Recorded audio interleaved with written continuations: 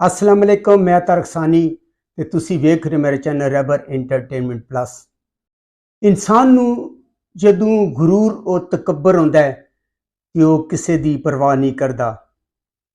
अज ऐसे डायरैक्टर का वाकया तुहाडे नाल शेयर करांगा, तुहानू उहदे बारे दसांगा कि गुरूर और तकब्बर ने उन्हें किस हाल ते पहुंचाया। सुल्तान रही दे नाल ओदी नाराजगी और लड़ाई किस गल ते होई और किस तरह उन्हां दी आपस विच सुलह आई, इस दे बारे तुहानू मुकम्मल मालूमात इस वीडियो देंगा। ते तुहानू ये अर्ज है कि यह वीडियो तुसी पूरी वेखनी है और जो कुछ मैं कह रहा तुसी उहदे नाल इतफाक करदे हो या नहीं करदे हो, कमेंट्स तुसी मन लाजमी यह गल दसनी है। जहांगीर कैसर फिल्मी दुनिया का एक मशहूर डायरैक्टर है जिसने बहुत सारिया हिट फिल्मां इंडस्ट्री ने दित्तियां। उसने जदों अपनी पहली फिल्म बनाई साधु और शैतान, उस फिल्म का नाम सी, ते उस फिल्म के जिहड़े प्रोड्यूसर सन वो सुल्तान रही साहब सन और बदकिस्मती के नाल सुल्तान राय साहब की प्रोड्यूस की यह फिल्म डेड फ्लॉप साबित हुई। उस तो बाद जहांगीर कैसर साहब ने दूजी फिल्म बनाई, दूजी फिल्म भी उन्हों की डेड फ्लॉप साबित हुई। इस तरह लगता सी कि किस्मत उन्होंने को नाराज है, क्योंकि जिस फिल्म नू सुल्तान रही जैसा बड़ा बंदा प्रोड्यूस कर रहा सी वो फिल्म ही डेड फ्लॉप गई। उस तो बाद भी एक फिल्म डेड फ्लॉप गई और जहांगीर कैसर साहब घर बह गए। जदों वो घर बैठ गए तो कुछ अरसे बाद किस्मत उन्होंने दोबारा मेहरबान हुई तो उन्होंने अपनी जिंदगी की तीजी फिल्म बनाने का मौका मिलिया।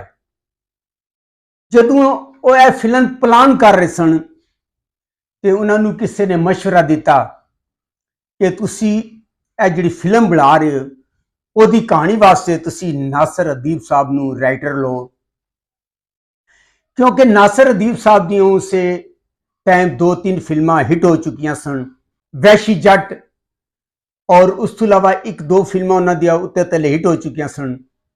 तो किसी ने जहांगीर कैसर साहब नू मशवरा दिता कि तुसी नासिर अदीब साहब नू राइटर लैके फिल्म बनाओ।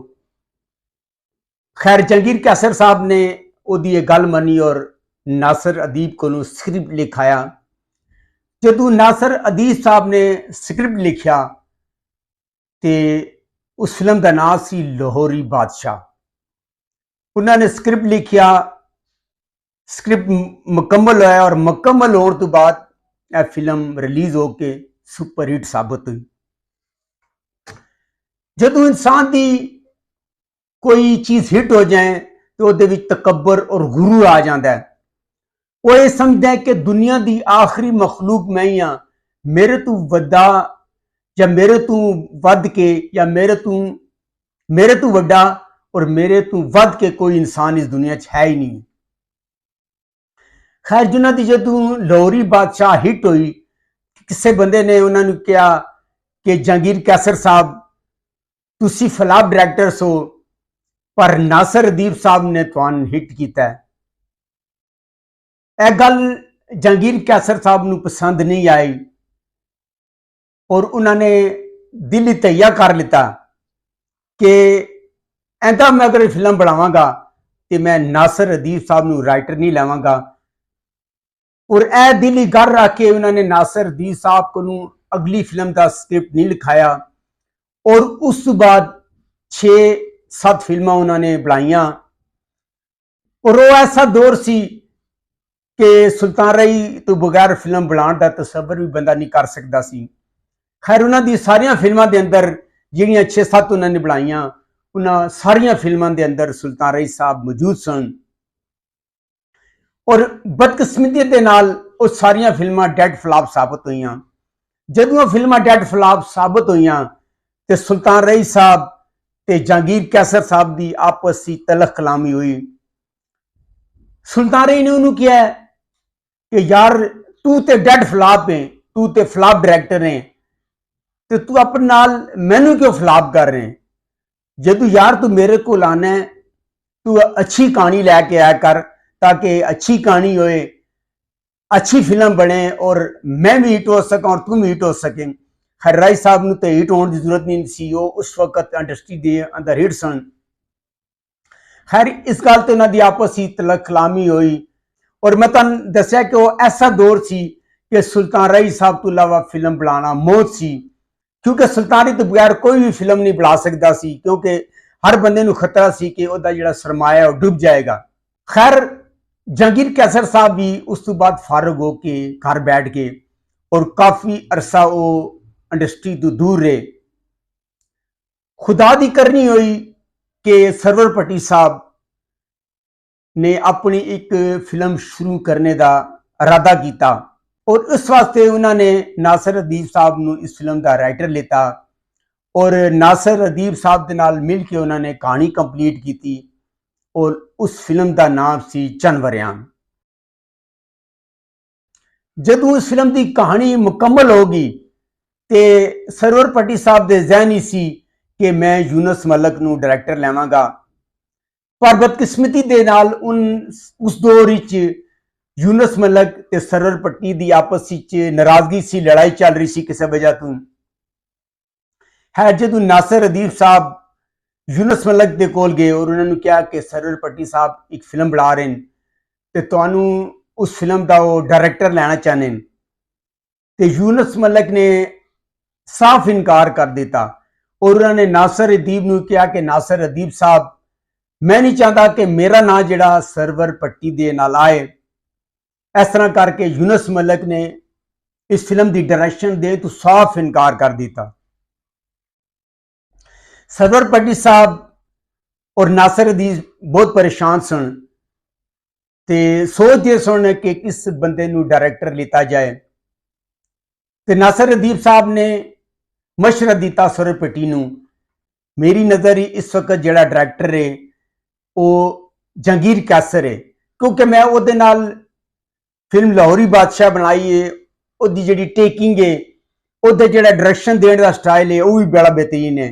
खैर आपस में सलाह की और चले गए जहांगीर कैसर साहब को गए और उन्होंने दसिया कि असी इस तरह फिल्म बना रहे हैं तो फिल्म के अंदर कास्ट है वे, सारी कास्ट उन्होंने दसी, सारी कास्ट उन्होंने दसी।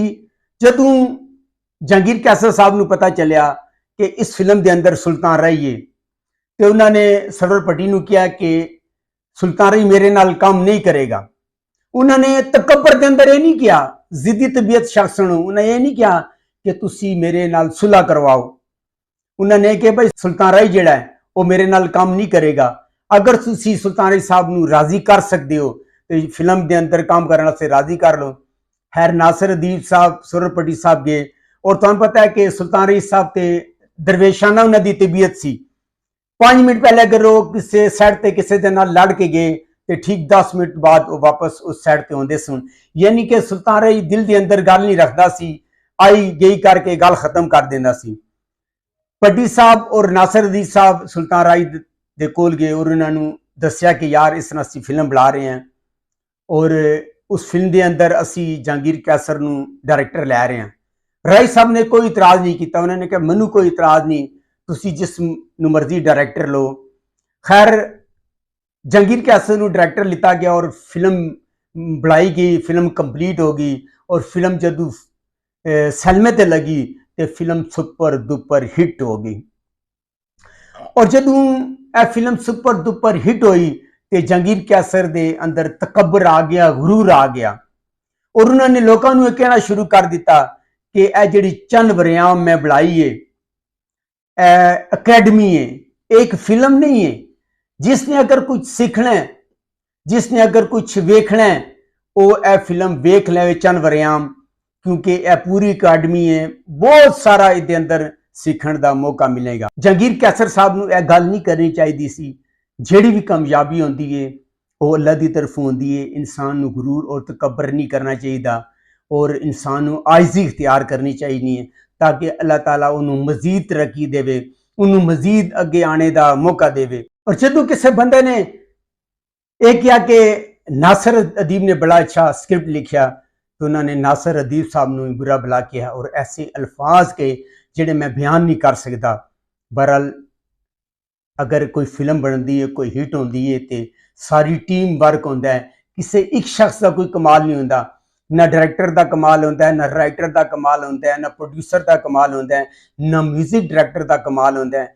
हर इंसान का इहदे विच कमाल होता है, मिलजुल के कामयाबियां मिलदियां, कल्ला बंदा कुछ नहीं है।